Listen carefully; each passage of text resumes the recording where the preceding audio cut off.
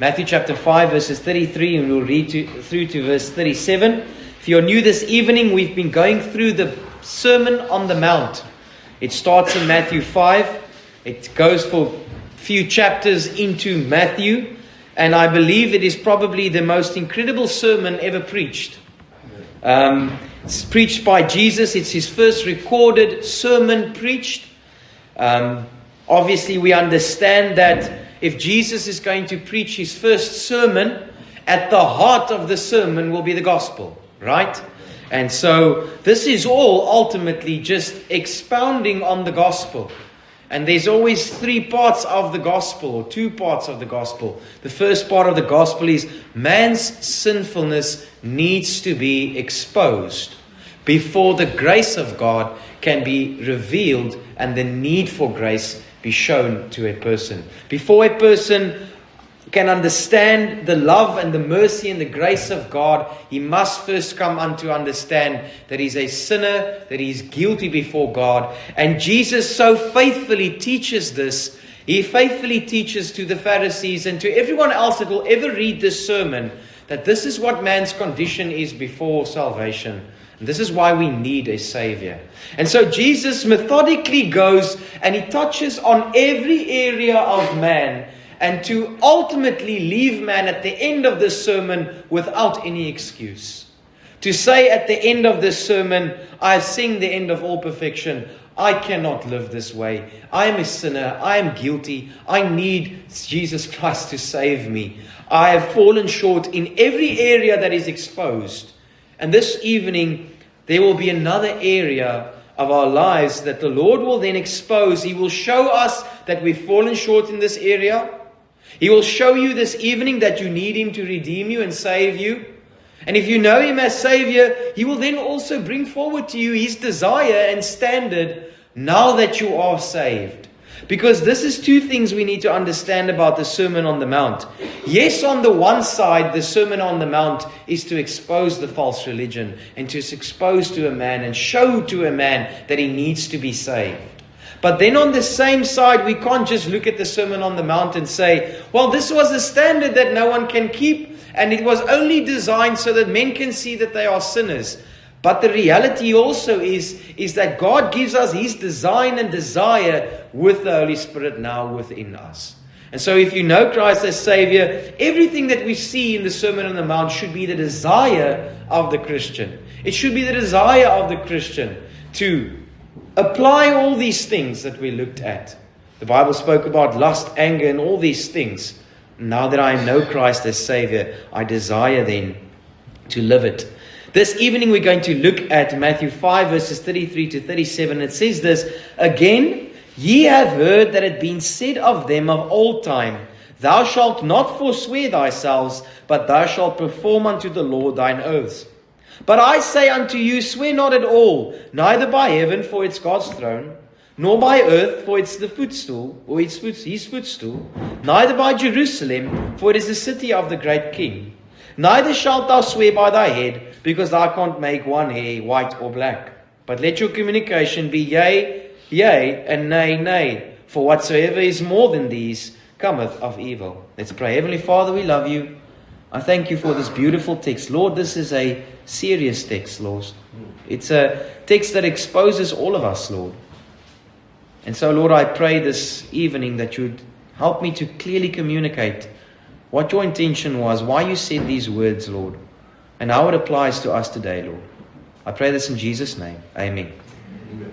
Just to also bring you up to speed as we look at the Sermon on the Mount, again and again and again, Jesus starts with a statement that says, you have heard it being said of old. And then he answers back but says, but I say unto you.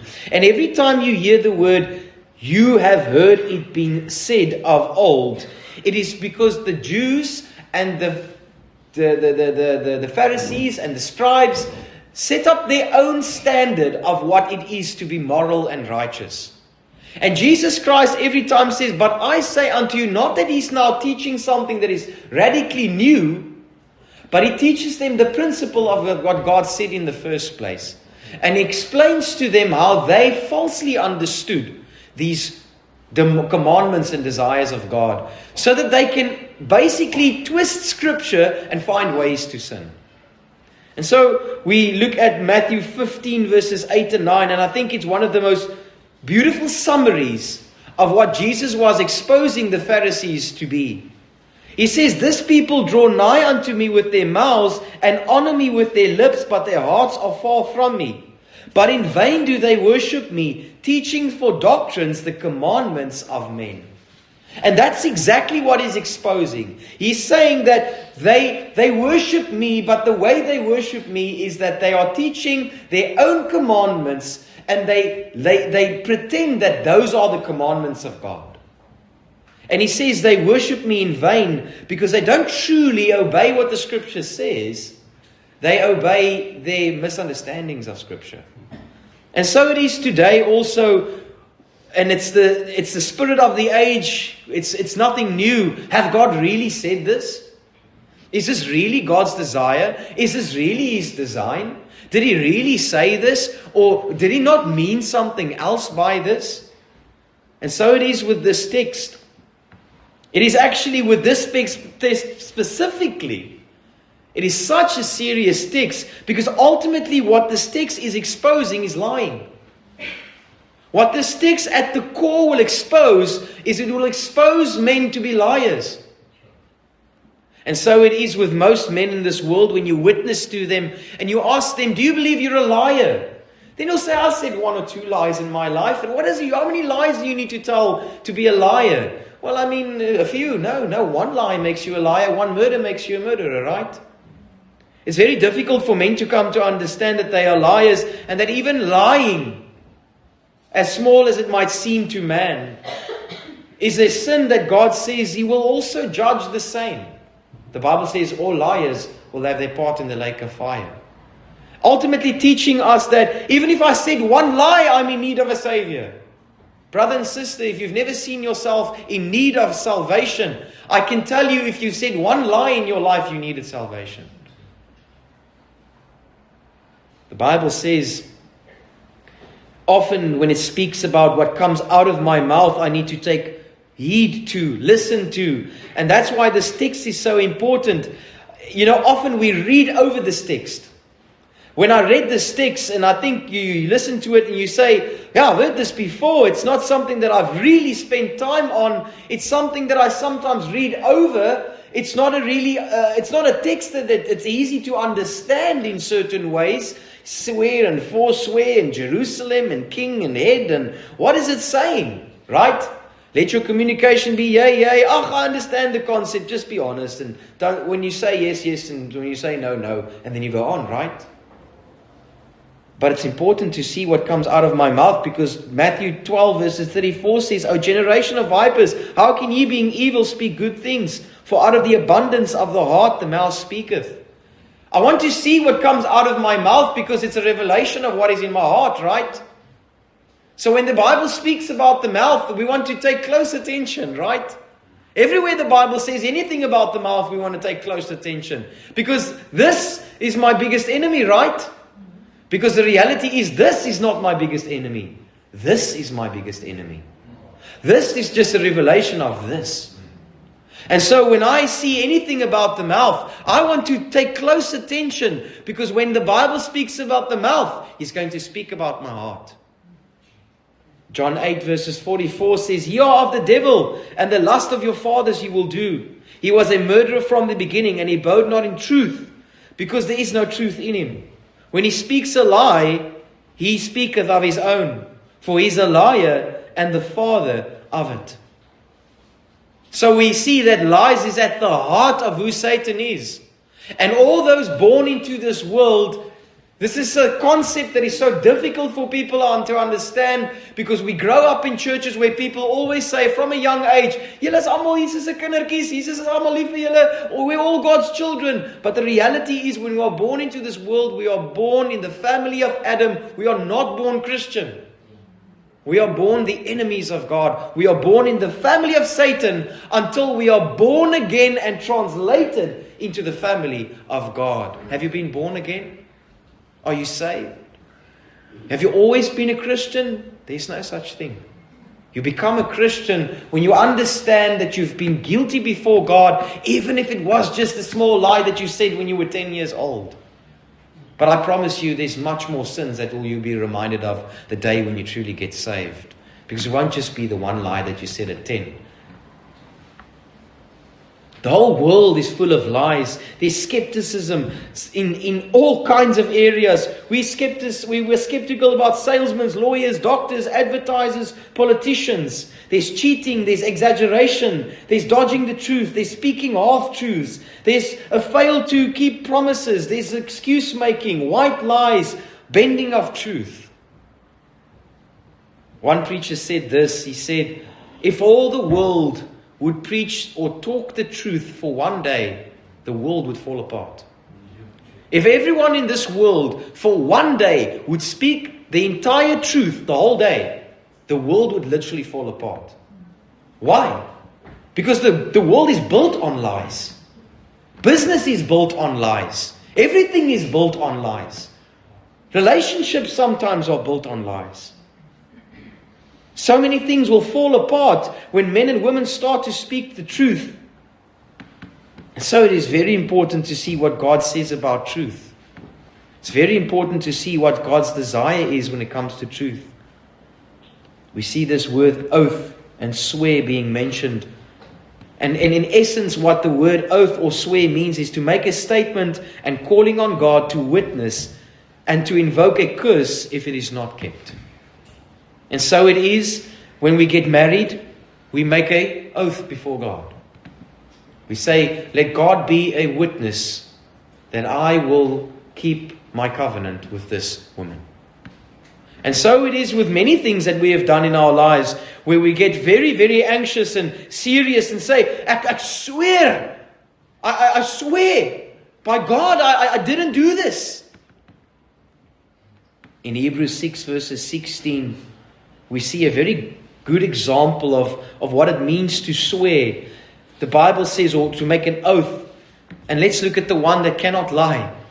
In Hebrews 6 verses 16 it says, for men swear by the greater, and an oath for confirmation, it is to them an end of all strife. So Jesus is saying that men naturally swear by the greater, which is God. They swear by God. And that ends all strife. And have you seen that, right?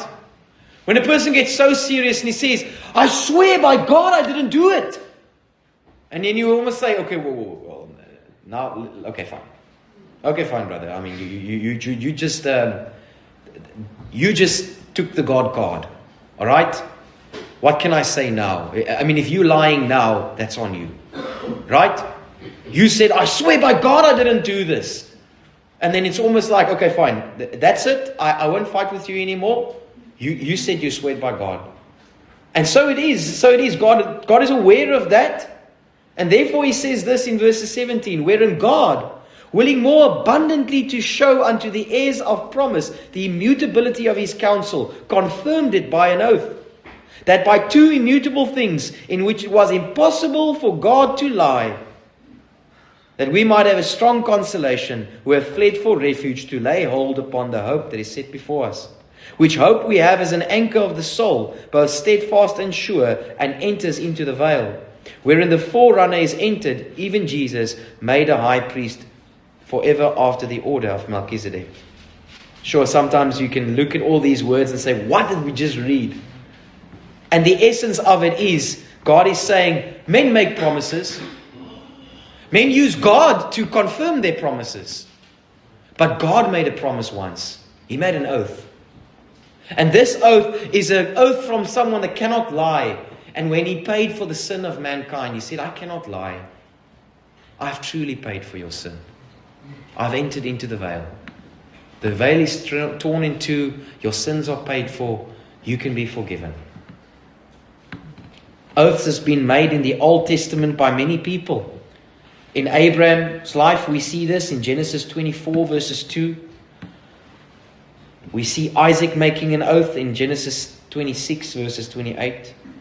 We see Jacob making an oath and swearing, Genesis 31:44. We also see in the Bible examples of men and women that make irrational vows. and promises.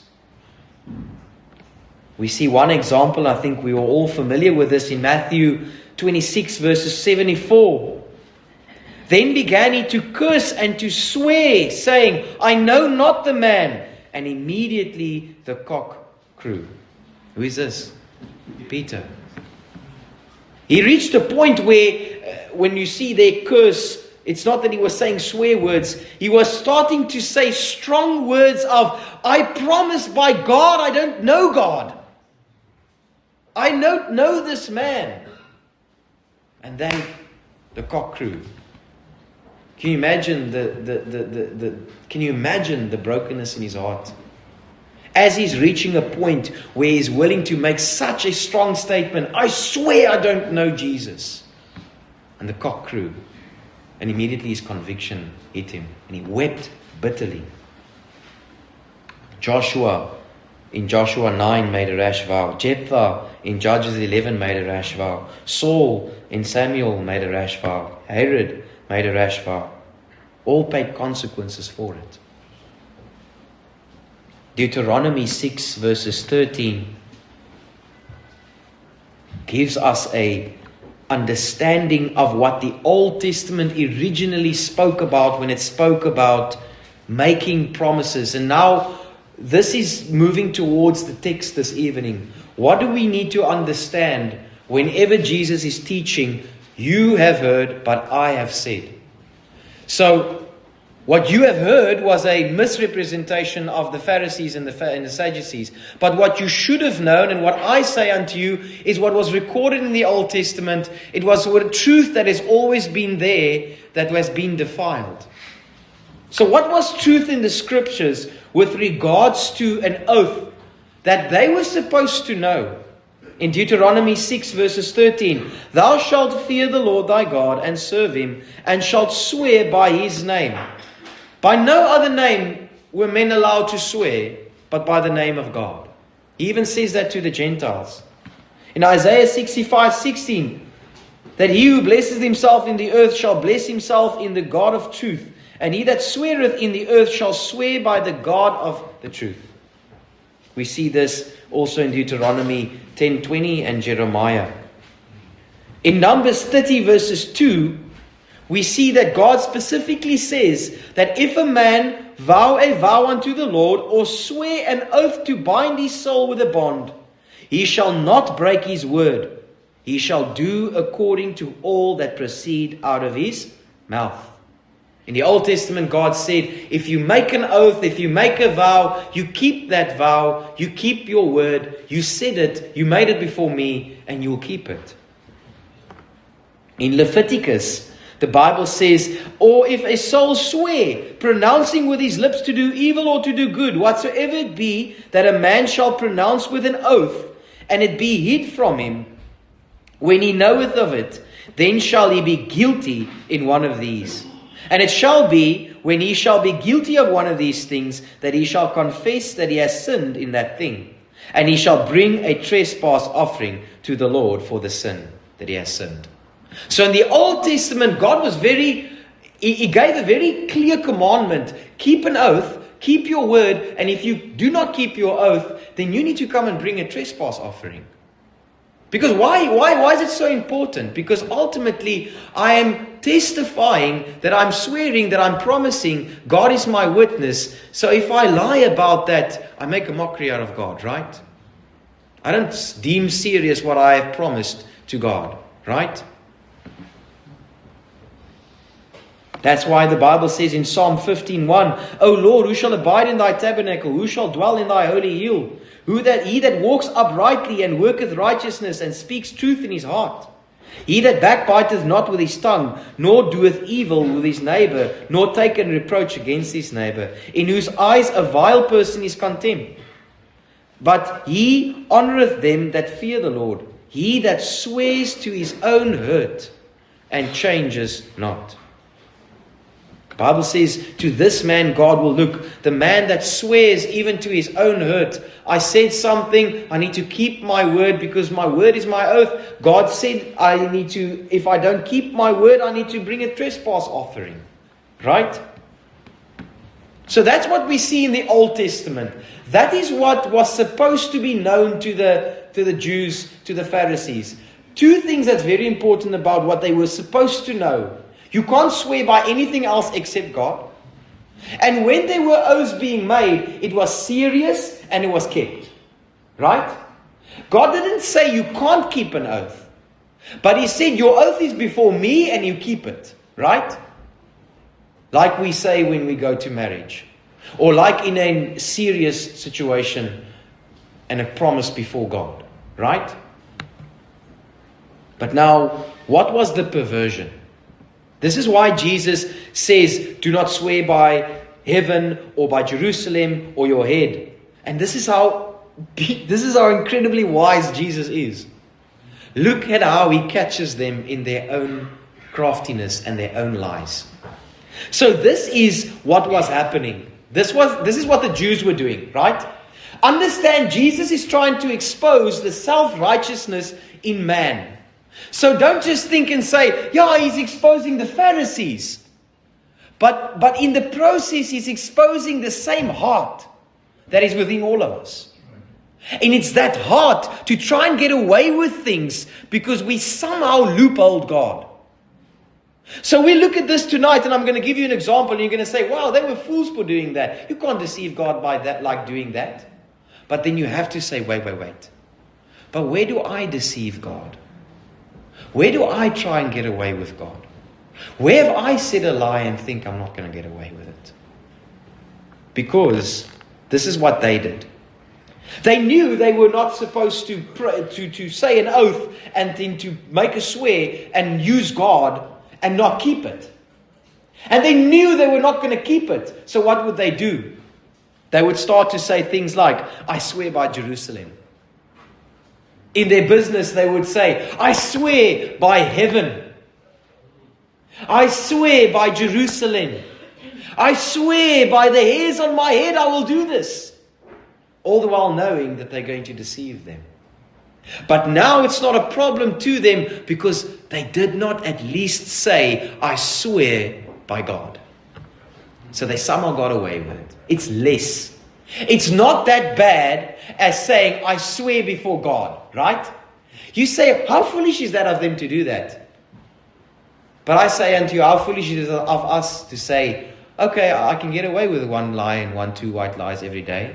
As long as it's not as serious as saying, I swear before God.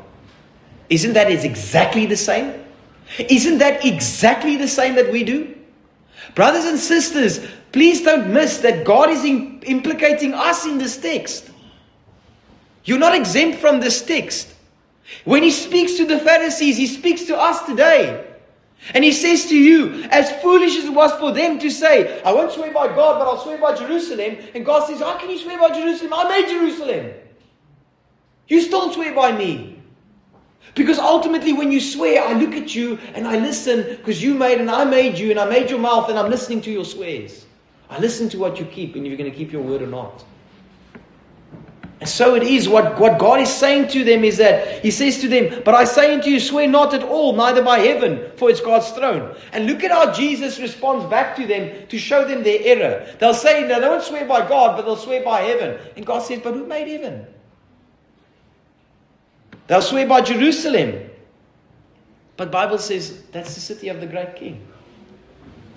Then they'll say, no, I'll swear by my hairs. And Jesus says, but I made your hair. So what were they doing every time when they were trying to not swear by God, but by other means and then getting away with their lies? They never got away with their lies. Brother and sister, here's a sober reality. If you are not saved here this evening, you will give an account to every single lie that you have told, and you will not get away with every one of them. Even the one you said 10 years ago and you think you got away with it, you will not get away with it. Unless the blood of Christ cleanses you and you're saved and God says it is finished. I've paid for it. Do you see your need for salvation? Do you see your need for salvation? You will not get away with your lies. Things that you have done now and you think you've got away with them. It was so interesting. I just saw in the news a man called in and he was 80 years old. And he called in and it was on Fox News, he called in the department to give a tip-off of someone that was murdered many, many years ago.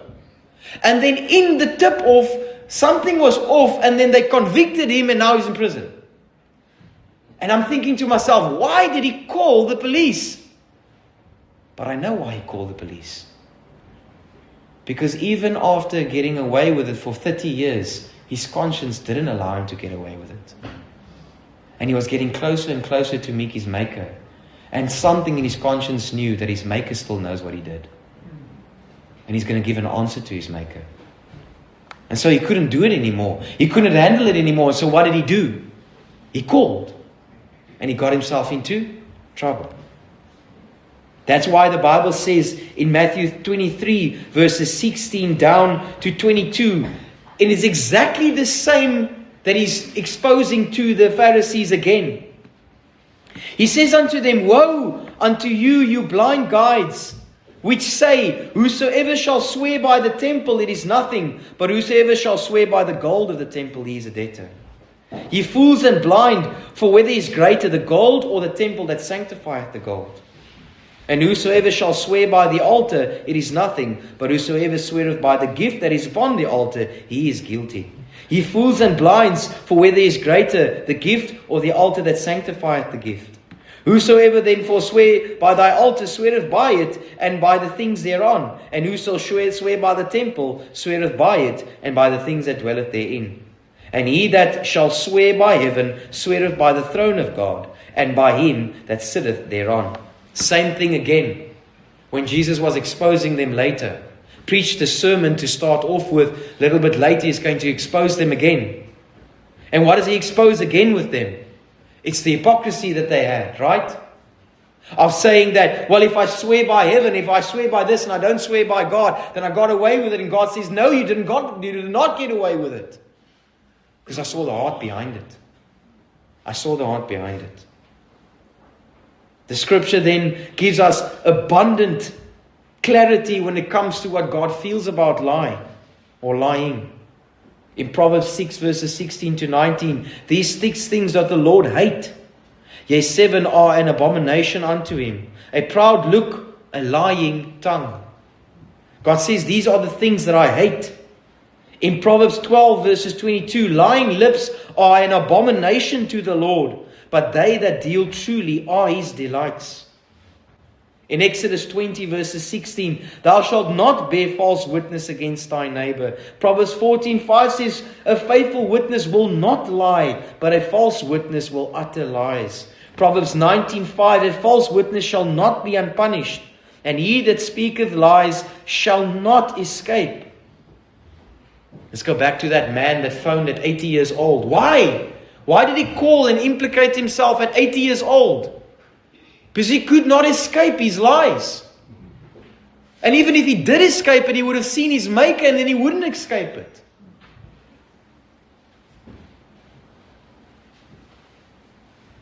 We see the example of Ananias and Sapphira. In Ephesians 4 verses 25, the Bible says, to those who are truly saved, wherefore putting away lying, speak every man truth with his neighbor. In Colossians 3 verses 9, the Bible says, lie not one to another, seeing that you have put off the old man with his deeds. In Revelation 21:8, the Bible says, but the fearful and the unbelieving and the abominable and the murderers and the whoremongers and the sorcerers and the idolaters and all liars shall have their part in the lake which burns with fire and brimstone, which is the second death. In Revelation 22:15, for without are dogs and sorcerers and whoremongers and murderers and idolaters and whosoever loveth and maketh a lie. So Jesus comes and he says then in verses 37, but let your communication be yea, yea, and nay, nay, for whatsoever is more than these is of evil. Let your daily communication, your logos, let it be yea, yea, nay, nay. Let it not be that I have reached a point in my life that I have to start saying by God and by this and by that because I don't have the testimony that I am speaking the truth. Right? the signs of a person that has truly been converted, the Bible says, is then have to have aversion to this. The Bible says in Psalm 51:6, Behold, thou desirest truth in the inward parts, and in the hidden parts thou shalt make me to know wisdom. In Psalm 15 verses 1 to 2, Lord, who shall abide in thy tabernacle? Who shall dwell in thy holy hill? He that walks uprightly and works righteousness and speaks truth in his heart. In Psalm 34 verses 12 to 13, What man is he that is desireth life and loveth many days, that he may see good? Keep thy tongue from evil and thy lips from speaking guile. In Psalm 101 verses 7, He that worketh deceit shall not dwell within my house, and he that telleth lies shall not tarry in my sight.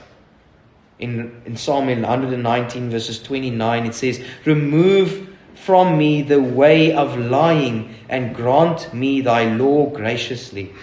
In Psalm 119 verses 163, I hate and abhor lying, but thy law do I love. Why is it that he hates and abhors lying? Because there's something else that he loves. It's the law that he loves. And how does he love the law? Because the Bible says, if a man be in Christ, the law is written on his heart. There's a desire after the inward man, the Bible says in Romans 7. I delight in the law of God after the inward man. So it is a very simple message this evening that Jesus preached when he was speaking about this, when he was doing this portion in the Sermon on the Mount. Here's the essence of what Jesus was saying to the Pharisees and to the scribes. He was saying to them, you made your own way to think that you are righteous, but I am testifying to you that you are liars. I'm testifying to you that you did not get away with your lies. I'm testifying to you that when you promised by Jerusalem and when you promised by all these other places, you ultimately promised before me. I was a witness and I saw you lying. And for this cause also you need a Savior. Brother and sister, very simply put this evening, that if you have lied in your life, you are just as guilty as the murderer. You are just as guilty as the adulterer. You are just as in need of a salvation and a Savior than anyone else in this world. Jesus will expose the lies just as much as He will expose the adultery on Judgment Day. It's impossible for you to walk away and say, I'm not a bad person. I'm not such a bad person. I've never killed. I've never committed murder. I've never been this terrible person. I've always been in church. But have you lied? Do you know who's been a witness to that? The Lord Jesus Christ. He says it in His Word. This is His desire. The Bible says, if your righteousness shall not exceed the righteousness of the scribes and the Pharisees, you will in no wise enter the kingdom of heaven. There must be a righteousness that is far above just trying to keep the letter of the law. And where does that righteousness come from? It comes from the Lord Jesus Christ. Do you have His righteousness this evening? Are you truly saved? Do you get away with your lyings, and can you say what you want to say? Is there no conviction? Do you know that God has been a witness to your lying? Do you know that you'll give an account? Let's pray. Heavenly Father, we love you, Lord. And we thank you, Lord, for your truth, for the scripture, Lord. Oh, Lord, I pray that you would be merciful to a sinner this evening, Lord, that has come to see themselves as sinful and undone, Lord, and guilty before you, Lord. Maybe they've thought themselves to be fairly fine and good and moral and not that bad, Lord, but even a lie, Lord, exposes great evil in our hearts, Lord. It exposes us that we are ultimately, as we were born into this world, born the sons of Adam, Lord, born of our father, the devil, Lord, and we are doing the things that we have learned from our earthly father, the devil, Lord.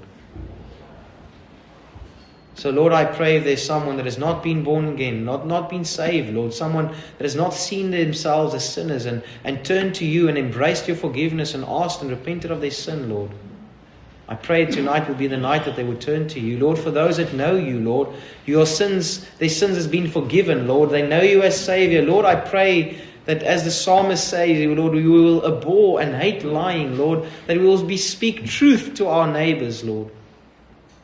Every man speak truth one to another, Lord, and putting off the old man with its deeds. I pray, Lord, that we will be known for men and women that speak truth, that worship you in truth. Pray, Lord, if there's someone here this evening that doesn't know you as Savior, Lord, that you convict them. And for your children, Lord, to get right with you. We thank you so much for this evening. Thank you for your word, Lord. Thank you for your people, Lord. Pray that you would continue the work in the hearts of the people here this evening, Lord. I pray this in Jesus' name. Amen. Please visit us at 10 Van Plettenberg Street, or call us on 060 970 6744. May the Lord lift up his countenance upon you and give you peace.